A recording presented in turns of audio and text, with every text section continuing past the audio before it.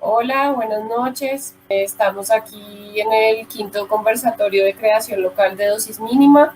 Estaremos conversando con Lili Quiñones, con Andrew Bernal y con John Gómez. Bueno, vamos a ir dándole la bienvenida a Lili. Hola, muy buenas noches para todos. Bueno, pues vamos a compartir un poco de pronto de mis textos y de mi visión con respecto a la poesía. Gracias, Lili.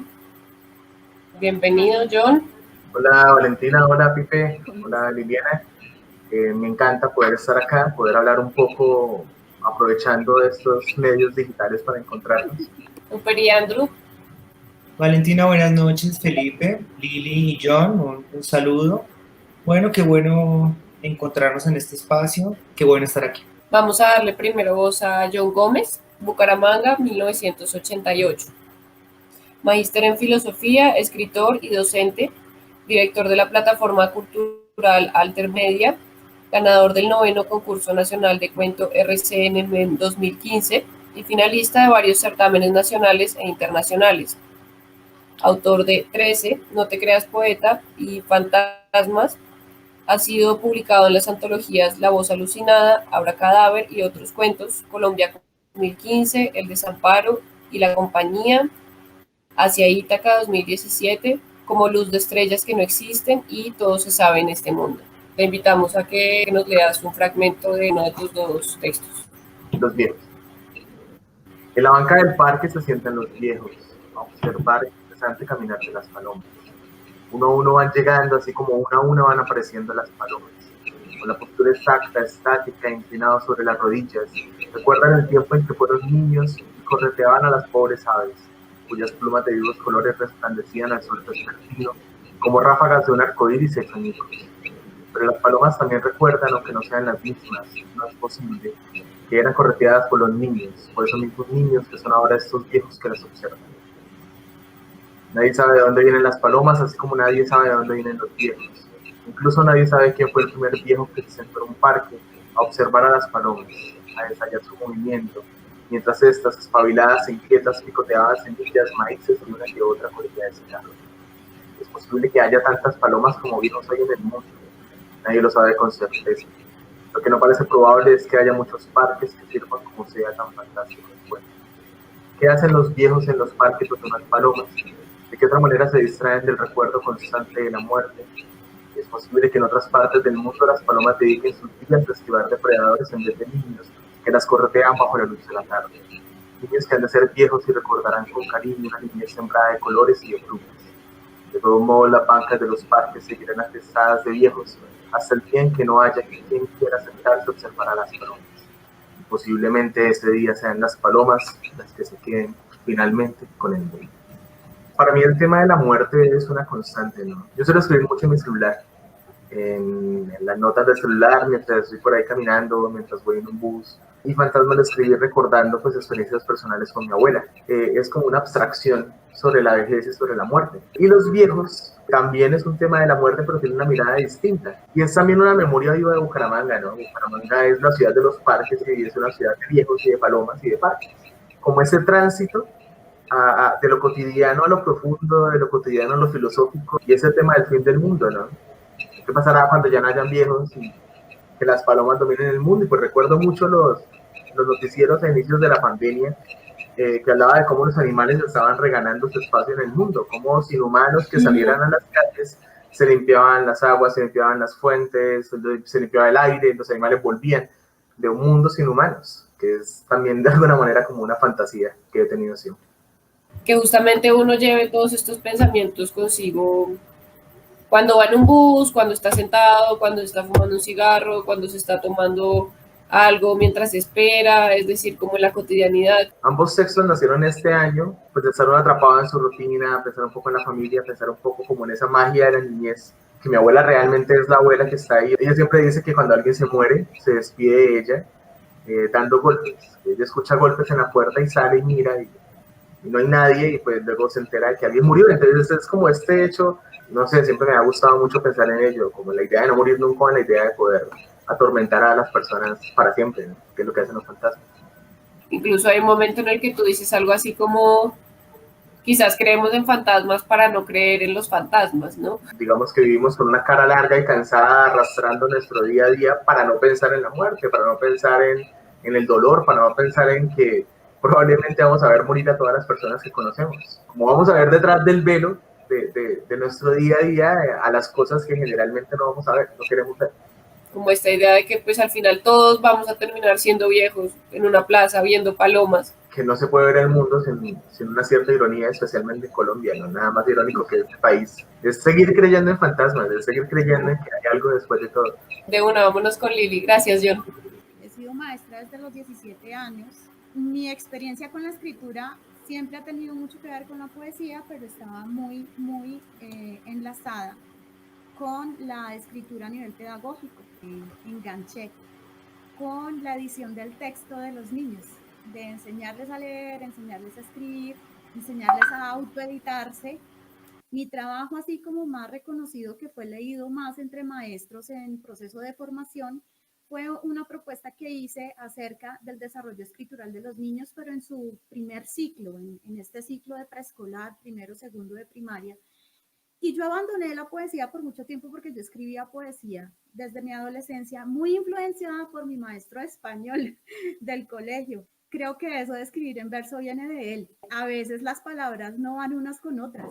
Si quiero decir esto, ¿cuál es la palabra que me cabe acá y que entra en resonancia con la otra, que le da ritmo, que realmente puede hacer la rima y que no me hace perder la intención del texto? Aunque no me rijo por normas de métrica y de rima como tales, haya esa musicalización del poema que me parece tan bonito. Las realidades se van recreando, ¿no? Se van resignificando. Y cuando uno va escribiendo, aunque de pronto le haya sucedido a uno o uno haya visto que a alguien le ha sucedido algo y eso lo impactó a uno y uno escribe sobre eso. Lo he hecho también por eso, por aprender a escribir y a editar. Esta dosis mínimo proviene de una recopilación más grande que se llama 5 años. Este poema se llama Funeral. Se vistió de negro y lo lloró largamente. No llevó flores, lo honró solitaria con memorias grises, lluviosas. Frente a un féretro vacío, oró por su alma rogando que encontrara el camino al paraíso, aunque deseó que se le hiciera esquivo.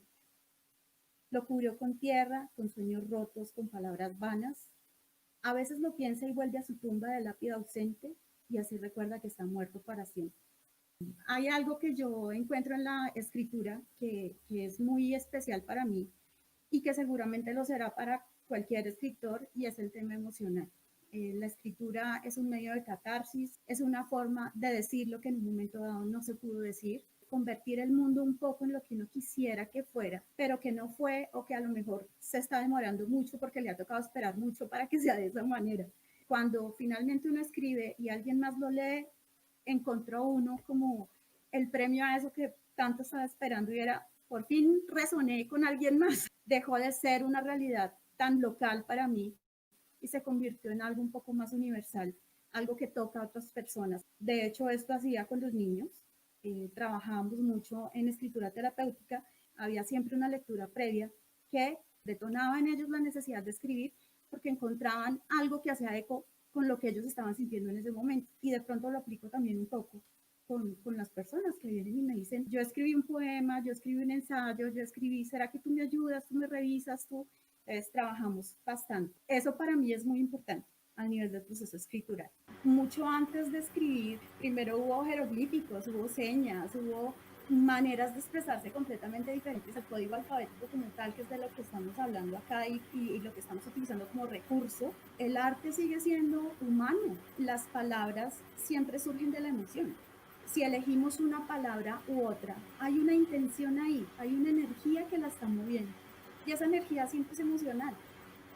Entonces uno termina usando el arte para darle relevancia a algo que es fundamental en nuestra vida, que se pone por encima de otras cosas que aparentemente, a través del tiempo y a través de la moda y a través de la economía y a través del movimiento social, se han convertido en más importantes, pero que realmente no tienen esa relevancia que tienen esas pequeñas cosas que nos suceden todos los días. Este contraste que yo siento que existe en todos, porque todos justamente vivimos de esa manera, entre lo cotidiano y lo anecdótico y las imágenes que se viven en torno a eso y pues lo que es más profundo y más reflexivo, que igual obviamente bebe de lo cotidiano, porque la mayoría de las veces llega en lo cotidiano. Pero por ahora le voy a dar la palabra a Andrew. Bien, voy a leer pues uno de los textos. Yo envié o se publicaron 4 textos. Este texto es el que cierra, se llama Algo más que lucha, algo más que ausencia de lucha. ¿Cómo llamarlo? Paz. Paz es pax, surge de la lucha. Es la flor que corona el recio tallo herido. Algo como el silencio originario, como el éter sin contraparte. Algo como el silencio originario, algo sin nombre, sutil hasta el punto en que el destino no pueda imponerle su trazado, contracara de la luz y de la oscuridad, sin ser luz ni oscuridad, paradoja reconciliada, pero nunca expresada, movimiento sin tiempo. Si no viviera en este paraíso, aceptaría que se debe luchar. La lucha es otra forma de la nada. Estos textos, digamos que sí hacen parte de algo que he venido escribiendo, digamos, comencé con novela, he publicado también poesía, pero en esta última parte como que me he ido acercando más al aforismo, me he ido acercando más, son unos microtratados, tomo la reflexión o el raciocinio en un punto. Hay unas ideas que circulan mucho, ¿no? Entonces, por ejemplo, uno escucha muchísimo esto de que tienes que luchar por tus sueños, tienes que luchar por lo que deseas. En un punto me cuestiono si la única forma que existe, digamos, de relacionarnos con nuestra realidad es la lucha. ¿Será que hay una posibilidad diferente de relacionarnos? ¿Qué podría ser eso que hay más allá de la lucha? ¿Cómo escapar de las dicotomías? Entonces, por eso es algo más que lucha, algo más que ausencia de lucha. Un híbrido entre un microtratado con elementos líricos, poéticos, eufonías. En los 3 casos se trata de textos de carácter poético, como una voluntad de expresión poética más allá de la voluntad de simplemente expresar una idea. El tema de los géneros supongo que ya es muy anticuado, realmente es difícil y es absurdo ponerse a encasillar textos en géneros. Hay reflexiones, pero no es lo mismo que un ensayo en el sentido de que ellas están llenas de vacíos, por ejemplo. Esos vacíos tienen la misma fuerza que tiene el vacío pues en el arte y en la vida, ¿no? El silencio, lo que no se dice. De alguna manera es un poco complejo publicar una obra o llevar adelante una obra que escapa un poco las clasificaciones directas, ¿no? O sea, decir, esto es novela, esto es cuento, esto es poema, pero sigue sucediendo, especialmente en el mercado. Y a la hora de escribir este tipo de amalgamas raras, que eso genera ciertos bloqueos frente al tema de las publicaciones, frente al tema de la difusión, frente al tema de las editoriales y todo esto. Pero a mí me encantan las amalgamas raras y me gusta mucho cómo todo empieza a fusionarse, pero al mismo tiempo es muy liberador decir, ok, a la verga el arte, a la verga como la historia del arte, todo lo que la gente da por sentado que es arte. El arte es arte todo el tiempo. Me hace ratificarme aún más en este capricho de decir, no, ni mierda, eso es lo que me gusta a mí. Al escribir poesía me he dado cuenta que transito constantemente de la poesía hacia el relato y de pronto me encontré con un texto y cuando lo releí dije, no, yo escribí un relato. Eso es un relato. Encasillar la expresión literaria en uno u otro estilo es un error enorme porque se quita libertad a la expresión como tal.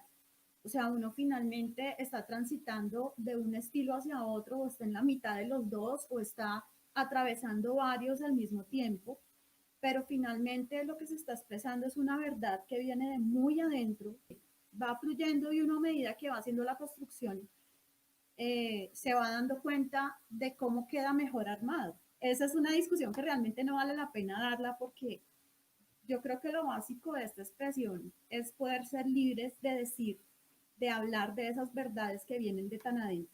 Irse uno por la poesía es dar la posibilidad al pensamiento de no lo razone más, no lo quiera explicar más, simplemente es como es y ya. que cada uno hace lo que puede con lo que tiene y con lo que sabe. La poesía es una alquimia, ¿no? Son procesos de transformación permanentes. Estos arquetipos van sufriendo transformaciones y cada época, cada momento histórico. Al comenzar, digamos, a escribir, uno se siente como presionado, tengo que escribir un cuento, o si voy a escribir un poema debe ser de tal manera, y que ser narrador consiste en poder articular la trama y que la trama tiene que encajar, que todo tiene que encajar, ¿no? A seguir un mecanismo, unos engranajes, que esto debe conducir a esto y que no debe haber baches, no debe haber fisuras, porque es un problema, digamos, en cuanto a los que quieran volverse narradores, ¿no? Una adherencia a una idea del género. Con la poesía nos queda un poco más difícil. Hay una predominancia a veces de lo narrativo, hay una predominancia de lo lírico, hay una predominancia de lo dramático, pero no son géneros. Las palabras van formando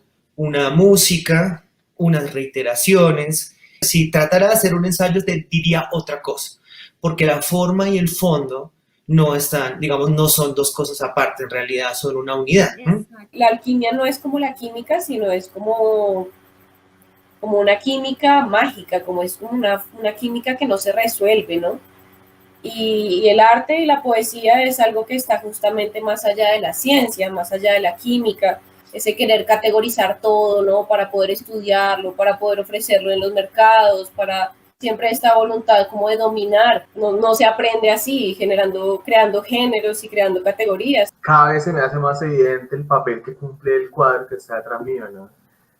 Que es el moderno Prometeo, el Frankenstein de Mary Shelley, que nace de la ciencia, que nace de la química y de la idea del siglo XIX de crear vida a partir de la electricidad, a partir de una fórmula específica que también pues está en la alquimia, ¿no? Los homúnculos alquímicos son eso. Pero es algo completamente distinto, es un ser increíblemente emocional, es un ser increíblemente pasional, es un ser poético. Cuando se habla de poesía, estamos hablando de algo que es primero muy humano, pero es más allá del humano. Pues yo soy bióloga y me encanta la neurobiología y la neurociencia. Y yo me pregunto todos los días, por Dios, es que somos solo neurotransmisores, algo más tiene que estar pasando con nosotros y por eso dopamina se llama dopamina. Algo en nosotros que nos cambia absolutamente todo, como si nos hicieran un conjuro y nos convirtieran en una persona completamente diferente y fuéramos un personaje de poema. El Big Bang es poesía, que haya surgido el universo, que los planetas estén en cierto lugar ubicados, que sean capaces de girar unos astros alrededor de otros, que nosotros seamos esta infinita parte del universo, creyéndonos enormes. Lo que hay a nuestro alrededor realmente es poesía, no estará escrita con letras. A veces pasa, por ejemplo, alguien dice, no, es que a mí no me gusta leer poesía porque pues lo identifica con los versos. Le pregunto, ¿qué le gusta? Me encantan las canciones. Finalmente le gusta la poesía, ¿no? La poesía está en la pintura, está obviamente en la música. Y pasa por la subjetividad, ¿no? Si el sol es poesía es porque yo lo estoy viendo, ¿no? Porque yo me hago conciencia de ese proceso que hacen los neurotransmisores y descubro la belleza. Yo creo que el arte nos conecta con el todo, con el universo. La razón por la que tengo tan malas señales es porque estoy en medio de un par de montañas increíbles. Finalmente la fuente de la poesía, de la imaginación y de la reflexión, sea en el formato en que venga, pues es el paisaje, porque la realidad de la ciudad lo ahorca a uno mucho. Cuestionarse nuevamente si la excusa por la que teníamos las ciudades ya se está evaporando y tanto daño nos hace y que tantas cosas horribles nos hace respirar a diario. Con la entrada del internet en nuestras vidas podemos prescindir un poquito de eso, podemos empezar por la creación, por la imaginación y por la reflexión, a pensarnos un futuro reconciliado con ese pasado rural que por más que no lo hayamos vivido, lo añoramos. Bueno, muchas gracias, buenas noches, ya nos veremos en la próxima.